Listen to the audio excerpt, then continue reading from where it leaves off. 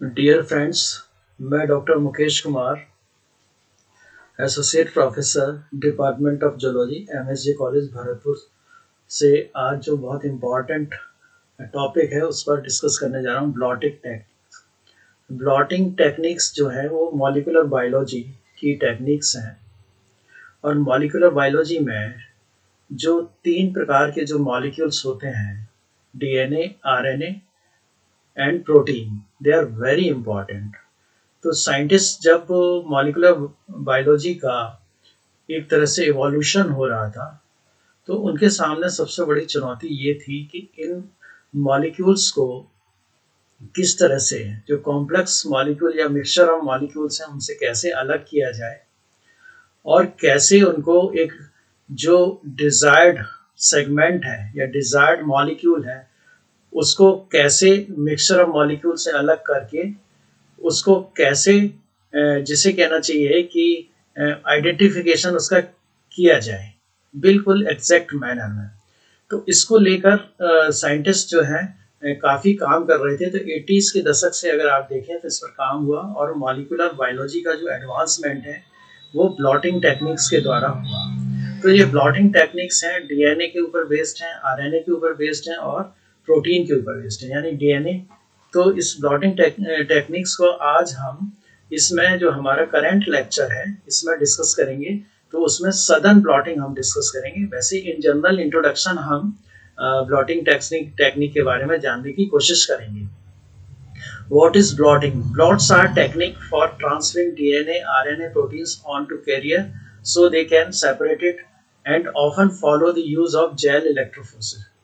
इसमें अगर आप देखेंगे कि ये जो डीएनए, आरएनए और प्रोटीन्स हैं, इनको ट्रांसफर करना, इनको सेपरेट करके ट्रांसफर करना और इसके बाद जेल इलेक्ट्रोफोरेसिस के द्वारा according to their size and charge और मॉलिक्यूलर वेट के हिसाब से उनको सेपरेट करना।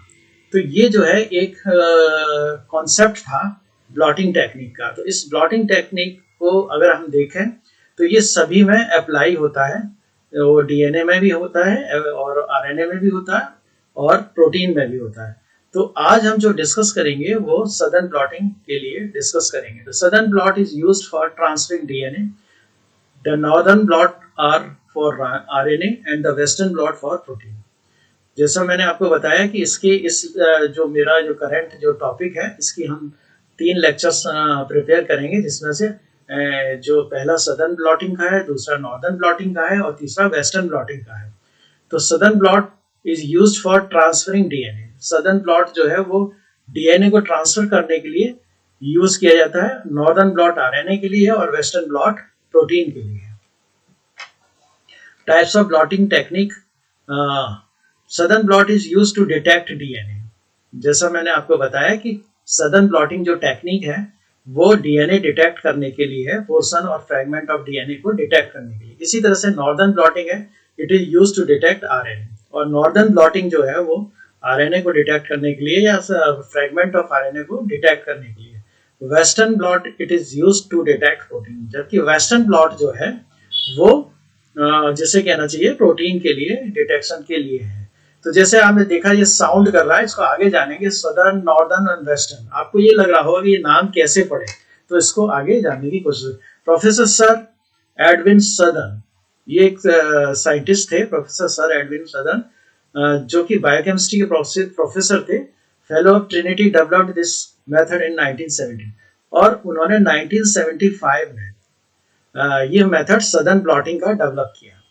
Southern won the Lasker award for clinical medical research prizes for the method of finding a specific DNA sequence। और उनको ये अवार्ड भी मिला। He developed this procedure at Edinburgh University more than 30 years ago। और उन्होंने इस technique को लगभग 30 साल पहले डिस्कवर किया। The technique is known as DNA transfer or southern blotting। Professor sir Edwin, after professor sir Edwin southern, यानी उनका जो सर नेम था वो सदर्न था। तो उनके ऑनर में इस टेक्निक का नाम दिया गया। और ये basically it is technique known as DNA transfer के लिए यूज की जाती है। ये प्रोफेसर सदर्न हैं जिनका ये फोटोग्राफ है। जैसे बताया कि 1975 में ये टेक्निक उन्होंने डेवलप की।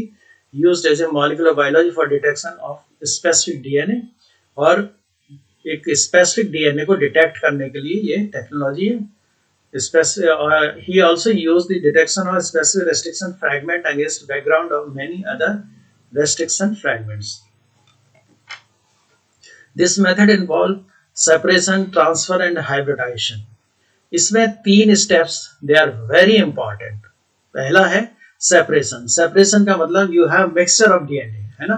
आपको जो सेल या टिश्यू में डीएनए है उसमें से अपना डिजायर्ड डीएनए या फ्रेगमेंट उसको सेपरेट करना है, फिर उसको ट्रांसफर करना है, फिर हाइब्रिडाइजेशन उसका करना है, और हाइब्रिडाइजेशन के बाद वो डिटेक्शन प्रोसेस जो है निकल कर आता है. तो ये 3 steps, separation, transfer, hybridization, they are very important and they are serial, जो कि एक क्रमिक स्टेप्स में होते हैं. It is method routinely used in molecular biology for detection of specific DNA sequence in DNA samples.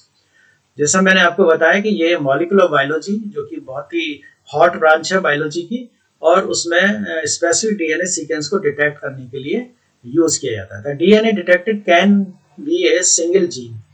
जो डीएनए है वो जो डिटेक्ट किया जाता है वो एक सिंगल जीन भी हो सकता है, और it can be a part of larger piece of DNA.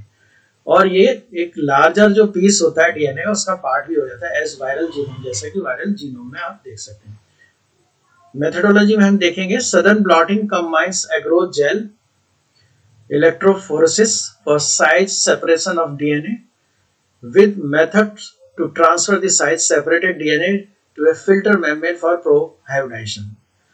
जैसा हम जानते हैं कि डीएनए को सेपरेट करने के लिए हम मिक्सचर ऑफ डीएनए लेते हैं, और फिर उसके बाद अपना जो हमारा जो इंटरेस्ट का जो फ्रेगमेंट है उसको कंफर्म करने के लिए इलेक्ट्रोफोरेसिस करते हैं, और उससे इसका सेपरेशन होता है. Key to this method is hybridization, और इसका जो इम्पोर्टेंट की है और इम्पोर्टेंट स्टेप है वो है hybridisation.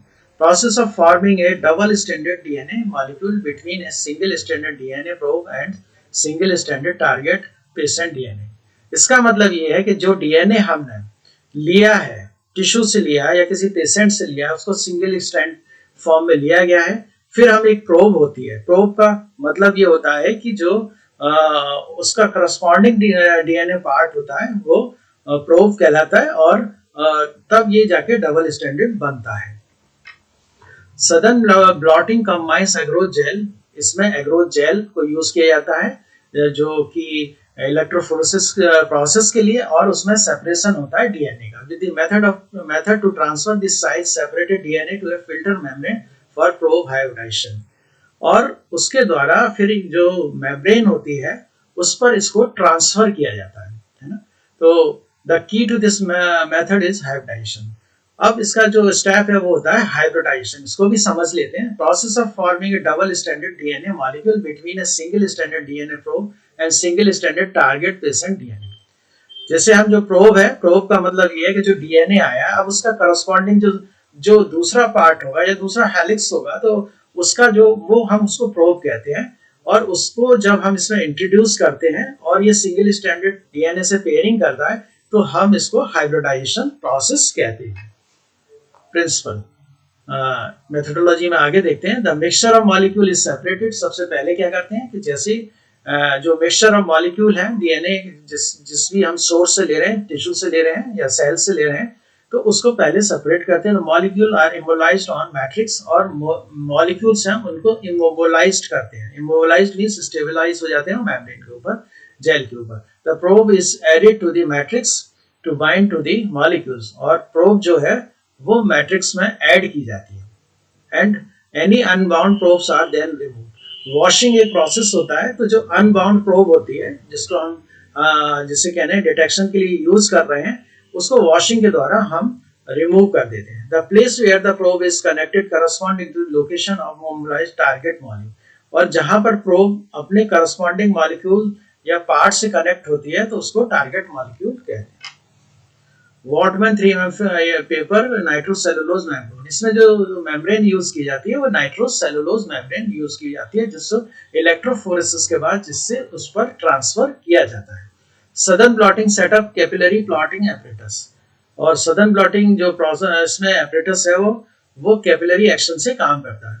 Steps in southern blotting digest the DNA with appropriate restriction enzyme. सबसे पहला जो स्टेप है, आप क्या करेंगे कि पहले डीएनए जो आप मिक्सचर ऑफ जो बड़ा मॉलिक्यूल है उसको डाइजेस्ट करेंगे। The complex mixture of fragment is subject to gel electrophoresis.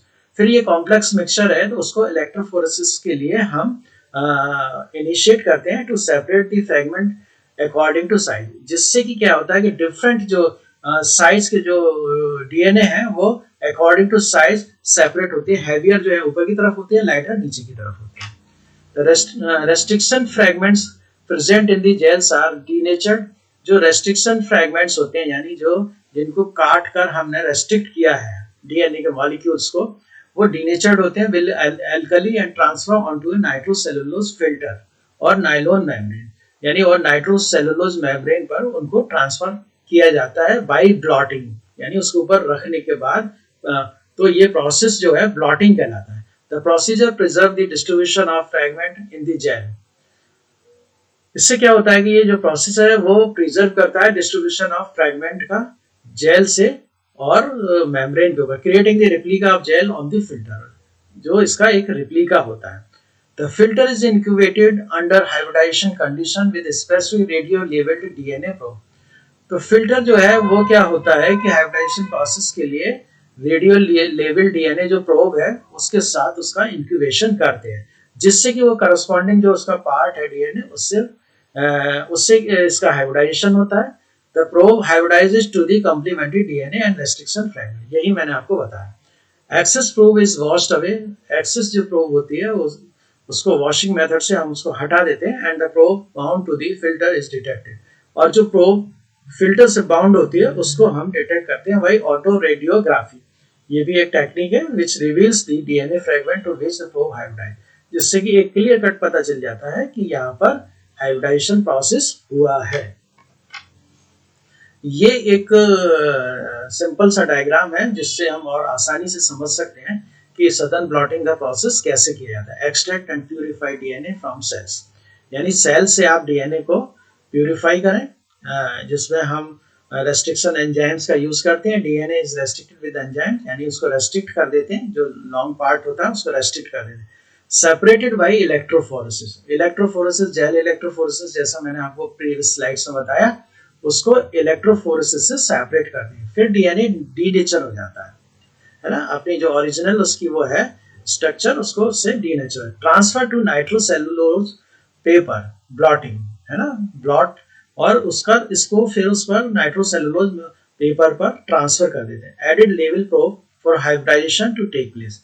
इसके बाद जो लेवल प्रोब है जिसमें न्यूक्लियोटाइड्स वगैरह होते हैं उनको हम इसमें ऐड कर देते हैं और वो हाइब्रिडाइजेशन अपने करस्पॉन्डिंग डीएनए से मैच करके हाइब्रिडाइज होकर डबल हेलिक्स बना लेते हैं। वॉश ऑफ अनबाउंड प्रोब, और जो अनबाउंड है यानी कि सारा जो जिसे कहना चाहिए कि रेडियो लेवल्ड जो प्रोब है वो पूरी तरह से बाइंड नहीं होता है, रिमेनिंग जो बचा होता है उसको वॉशिंग के द्वारा हम वॉशअप कर देते हैं, फिर उसकी ऑटो रेडियोग्राफी कर लेते हैं।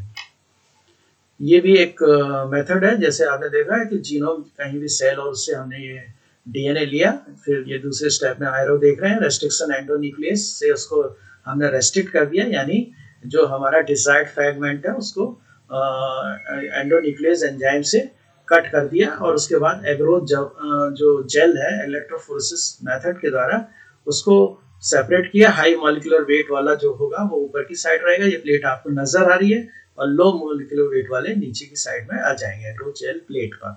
इसके बाद आप ये देखेंगे कि ब्लॉटिंग बफर और हम इसको ट्रांसफर करेंगे और इसके बाद हम जो है अपनी प्रोब को ऐड करेंगे और इस तरह से जो बैंड नजर आ रहा है ऑडियो रेडियोग्राफी के द्वारा ये एक हमारा डिजायर्ड बैंड नजर आ रहा है डीएनए।